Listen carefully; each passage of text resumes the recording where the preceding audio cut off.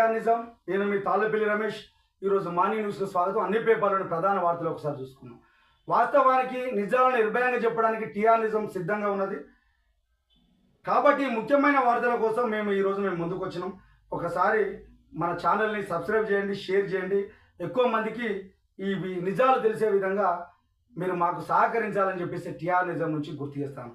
మీ support వల్లనే ఇది వార్తలు ఎక్కువ మంది చెప్పడానికి ఆస్కారం ఉంటుంది. ఒకసారి చూసుకున్నాం. అన్ని పేపర్ల ప్రధాన వార్తలు ఒకసారి చూసుకున్నాం. అది మార్నింగ్ న్యూస్కు స్వాగతం. ఇక ఒక వార్తలలోకి వెళ్ళిపోతే,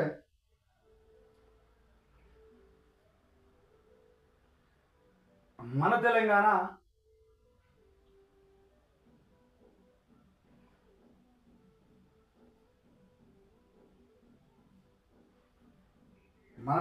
పేపరు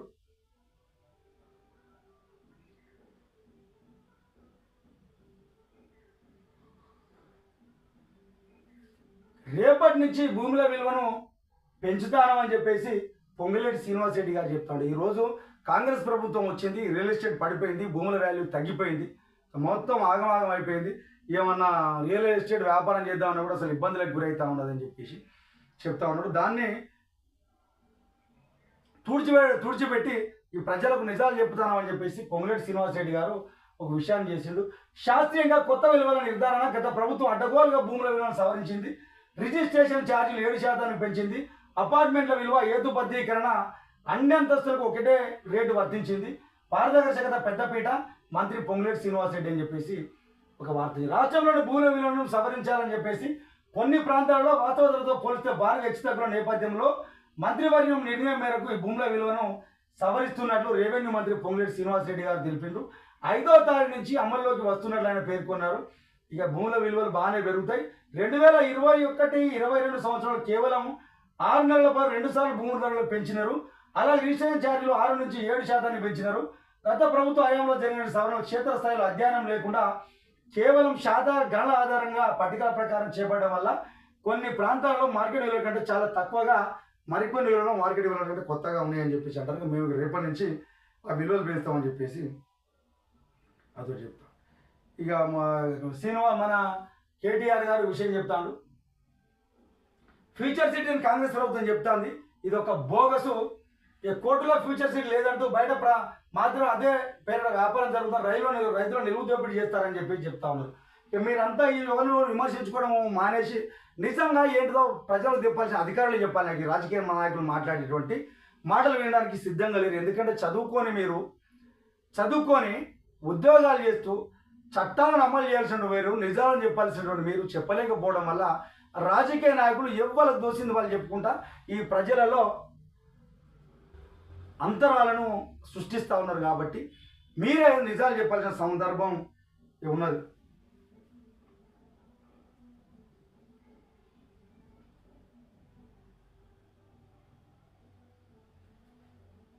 ఇక అట్లాగే ఇంకో విషయం కూడా పెద్ద ఎత్తున తెలంగాణలో జరుగుతున్నది సార్. ఇక ఇది విజయక్రాంతి పేపర్లో వచ్చినటువంటి వార్త. ఇక విన్నపాలు వినమలే వింత వింతలు అన్నట్టు పాట పాడినట్టుగా ఇక్కడ అనిపిస్తూ ఉంటుంది. చేసేది హెచ్చరిక, అడిగేది సహకారం. నిజంగా ఇక్కడ వీళ్ళు చేసేది రాజకీయ నాయకులు ఒకరి మీద ఒకరు ఎక్కువ కాలం ఎవరు ఉండాలి రాజకీయాలలో ఏముండాలని చెప్పి ఒకరి మీద ఒకరు చేస్తారు తప్ప ఇదేమి వాస్తవానికి వీళ్ళు హెచ్చరిక చేస్తూ ఉన్నారు, అడిగేది మాత్రం సహకారం అడుగుతూ ఉన్నారని చెప్పేసి పేపర్లో వచ్చింది. ఇది ప్రజలు కూడా ఒకసారి ఆలోచించుకోవాల్సిన అవసరం ఉన్నది. మీ సంగతి తెలుస్తానని చెప్పేసి మీ సంగతి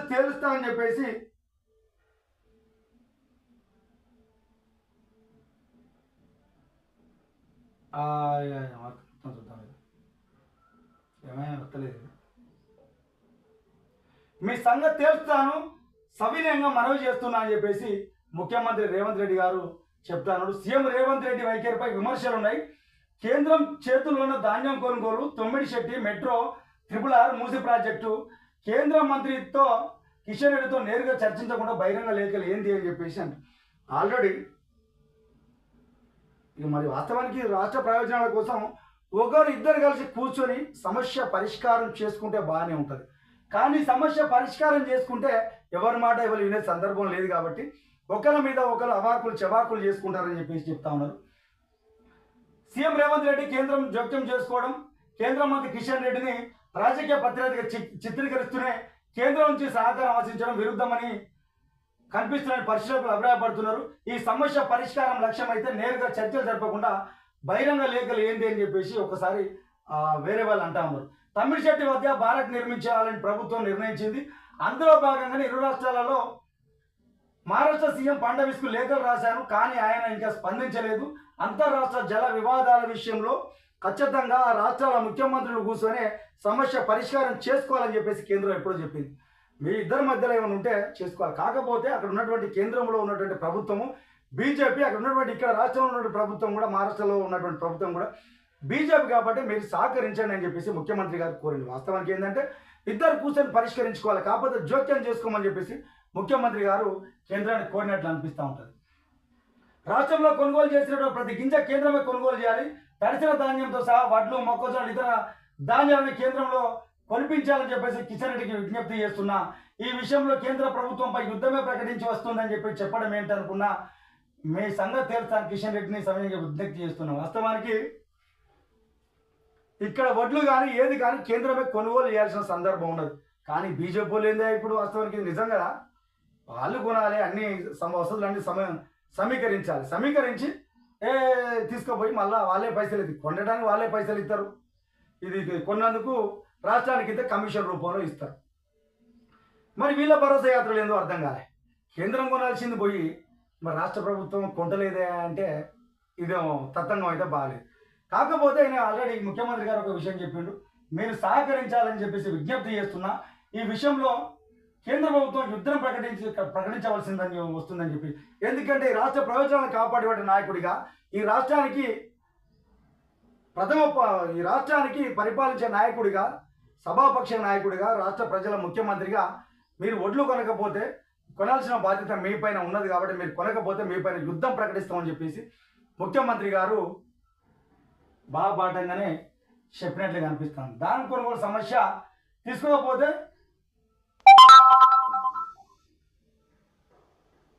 ఒక పక్క విజ్ఞప్తి, ఒక పక్క హెచ్చరిస్తా ఉన్నాడని చెప్పి చెప్తాను. కొనుగోలు కేంద్రాలపై ఆధారం అయితే ఇటీవల కాలంలో సీఎం రేవంత్ రెడ్డి రాష్ట్ర వ్యాప్తంగా చర్చగా మారింది. కేంద్ర రాష్ట్ర ప్రభుత్వాలను అన్యాయం చేస్తున్నట్టు బహిరంగ విమర్శలు, సవాళ్ళు, హెచ్చరికలు చేస్తున్నారు.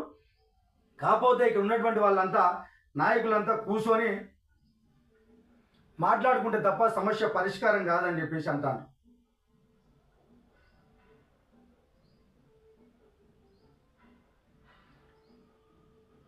ఆల్రెడీ కేంద్రం కొనాలని చెప్పేసి అంటే సీఎం రాజీనామా చేయాలి, ధాన్యం మొత్తం కొంటానని కేంద్రం అగ్రిమెంట్ చేసిందా?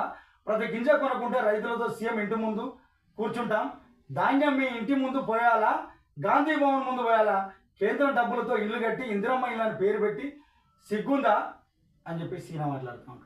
మీరు అంతా కావాల్సింది ప్రజలను ఎట్లా పోవాలి, ఒడ్డెట్లా కొనాలి, రైతులకు ఏ విధంగా న్యాయం చేయాలని ఆలోచించాల్సిన మీరు. వాళ్ళకు ఇవన్నీ కొంటే వాళ్ళకి ఎట్లా పేరు వస్తుందని వాళ్ళు ఒకరి మీద అబాకులు చవాకులు వేసుకుంటే ఇక మా వాళ్ళంతా కూర్చొని సప్పట్లు రాజీలు పడుకుంటే మా నాయకుడు మస్తు తిట్టిండే సప్పట్లు కొట్టుకుంటా ఉన్నాం. నిజంగా ఎవరు కొనాలి, ఎవరు సేకరించాలి, దాని గురించి కదా మీరు మాట్లాడాల్సింది. ప్రజలారు ఇప్పటికైనా ఆలోచించండి. ఎందుకంటే ఎవరు ఏం మాట్లాడతారు అనేది వాళ్ళ విజ్ఞతలకే వదిలేయండి.